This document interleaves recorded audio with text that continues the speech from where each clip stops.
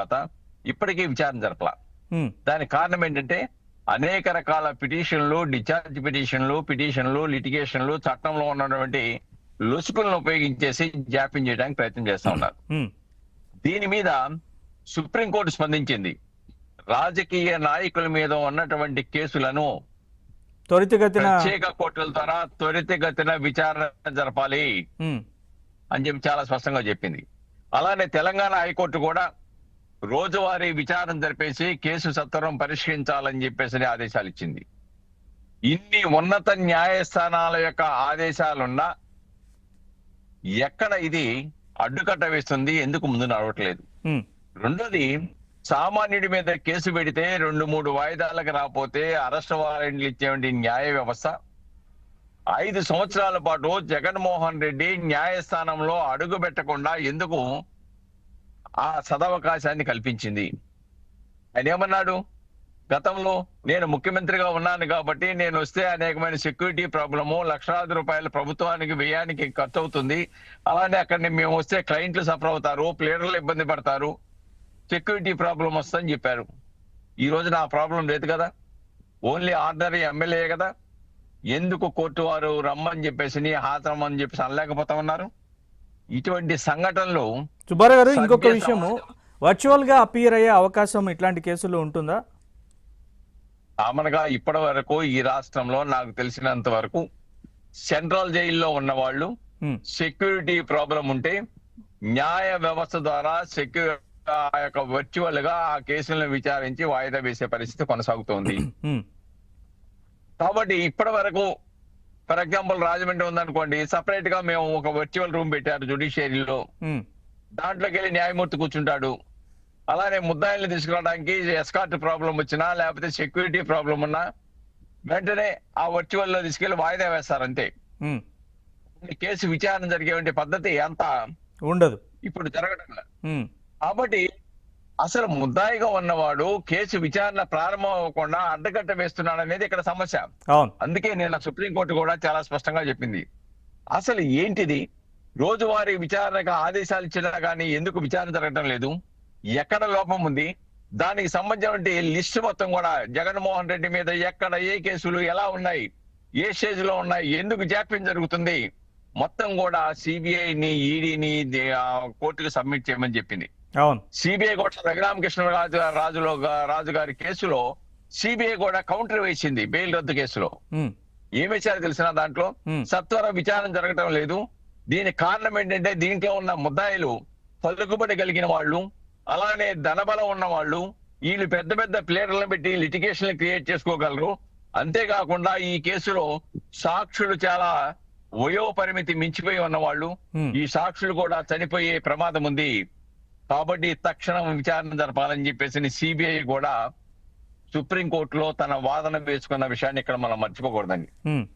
కాబట్టి ఇన్ని సంవత్సరాలు జాప్యం అవటం వల్ల దాంట్లో ఉన్నటువంటి ప్రధాన సాక్షులు వాళ్ళకు వయసు పెరిగిపోయి చనిపోతే పరిస్థితి. కాబట్టి అందుకే సుప్రీంకోర్టు సీరియస్ గా నిన్న చాలా స్పష్టంగా చెప్పింది, ఆ లిస్టు మొత్తం పంపండి, మేము 2 వారాలు టైం ఇస్తున్నానంటే 13వ తారీఖు, ఈ నెల 13వ తారీఖు మొత్తం సబ్మిట్ చేయండి, లేక సబ్మిట్ చేసిన దాని ప్రకారం మేము ఏమి నిర్ణయం చేయాలో మేము చెప్తా ఉన్నారు. అదే సుప్రీంకోర్టు అవన్నీ చూసిన తర్వాత డెఫినెట్ గా ఈ యొక్క జాప్యానికి గల కారణాలు ఎవరైతే ఉందో వాళ్ళ మీద ఆగ్రహం వెలిపించడమే కాకుండా డైరెక్షన్ కూడా సత్వర విచారణ కావాల్సిన డైరెక్షన్ ఇచ్చే అవకాశాలు అయితే చాలా స్పష్టంగా ఉన్నాయి. ఆ అవకాశాలు ఇస్తే ఆర్థిక నేరారోపణ ఎదుర్కొన్న జగన్మోహన్ రెడ్డి తీవ్ర ఇబ్బందులకు గురి కావడమే కాదు, ఎందుకంటే ఈడీ కేసుల్లో బడ్జెట్ ముద్దాయి మీద ఉంటుందండి. క్రిమినల్ కేసుల్లో అయితే ప్రాసిక్యూషన్ వాళ్ళు ఆ నేరం చేశారని నిరూపించాలి. కానీ ఈడీ కేసుల్లో నేను నేరం చెయ్యలేదని జగన్మోహన్ రెడ్డి నిరూపించాలి. ఎందుకంటే ఈ సూట్ కేసు కంపెనీలు ఏంటి, దీనికి ఎలా షేర్లు అంత రేట్లు పెరిగిపోయినాయి, ఏ విధంగా ఇన్ని కోట్ల రూపాయలు నీకు సూట్ కేసు కంపెనీలకు ఎలా ఇచ్చావు, నీకు ఎక్కడి నుంచి ఆదాయం వచ్చింది, దాంట్లో మీ తండ్రి గారు ముఖ్యమంత్రిగా ఉన్నారు కాబట్టి ఆ ముఖ్యమంత్రి పదవిని కిక్ ఫ్రోగా వాడి ఏ విధంగా నువ్వు ఈ డబ్బులు సంపాదించావు, నేను అబ్బాయి నా సొంతంగా నేను శ్రమపడి ఇన్ని కోట్ల రూపాయలు నా శ్రమార్జితం అని చెప్పేసి నిరూపించుకునే పరిస్థితి జగన్మోహన్ రెడ్డికి ఉండదు. కాబట్టి తీవ్రమైన పరిస్థితి పోతున్నారు. అదొకటి. రెండోది, నరేష్ గారు ఆల్రెడీ ఈ యొక్క ఆదాని కేసు, ఉమ్, ఉమ్, ఉమ్, ఆదాని కేసులో కూడా ఆయన ఏం చెప్తున్నారంటే ఆయనకి పూలమాల వేసేసి సన్మానించాలంట జగన్మోహన్ రెడ్డిని. ఉమ్, పాపం ఆయనకి ఆయన అనుకుంటున్నారు, ఎవరైనా మంచి పని చేస్తే ప్రజలు వాళ్ళగా సన్మానిస్తారు. ఉమ్, కానీ ఇక్కడ జగన్మోహన్ రెడ్డి నాకు సన్మానం చేయవలసిన వాళ్ళు విమర్శిస్తున్నారు అంటాడు. ఎందుకు సన్మానం చేయాలి? పక్క రాష్ట్రాల్లో యూనిట్ ₹1.99 కొనుక్కుంటే నువ్వు ₹2.49 కొన్నావని నీకు సన్మానం చేయాలా? లేకుంటే అసలు విషయాలు దాచేసి మిగతా ఖర్చులతో కలిపి ₹5.50 సుమారుగా ఒక యూనిట్ కి పడుతూ ప్రజల నుంచి ఇబ్బందులకు గురి చేశామని చేయాలా? లేకుంటే నీ హయాంలో 9 సార్లు కరెంటు బిల్లు పెంచామని నీకు సన్మానం చేయాలా?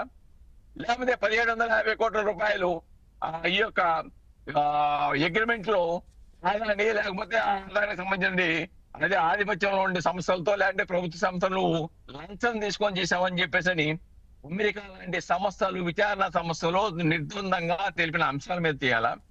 ఇప్పుడు జగన్మోహన్ రెడ్డి ఏమంటాడంటే, అబ్బే నాకేం తెలియదు అంటాడు. పురంధేశ్వర్ గారి పాపం ప్రశ్న వేశారు, అయ్యా జరిగిన అగ్రిమెంట్ నీకు తెలియకుండా, నీ పాత్ర లేకుండా ఎలా జరిగిందో ప్రజలకు వివరించని చెప్తోంది. నిజంగా కనుక ఈయన పాత్ర లేకపోతే ప్రజలకు తెలియపరచాలి కదా, ప్రజలకు వివరించాలి కదా, ఎందుకు నువ్వు వివరించలేకపోతా ఉన్నావు? కాబట్టి డెఫినెట్ గా ఇది ఆర్థిక నేరాలు దేశ సరిహద్దులు దాటి ఇతర దేశాల్లో కూడా అడుగుపెట్టినని చెప్పేసి జగన్మోహన్ రెడ్డి ఈ దేశ ప్రజలకు కనువిప్పు కల్పించారు. ఈ దేశం యొక్క, ఈ రాష్ట్రం యొక్క పరువు ప్రతిష్టల్ని ప్రపంచ వ్యాపకంగా తీసేసే పరిస్థితులు ఉన్న వ్యక్తి ఈ రోజు నీతి కబుర్లు చెప్తున్నారు, శుద్ధులు చెప్తూ ఉన్నారు. ఇంకేంటంటే మాకు న్యాయస్థానంలోనే వాళ్ళ అడ్వకేట్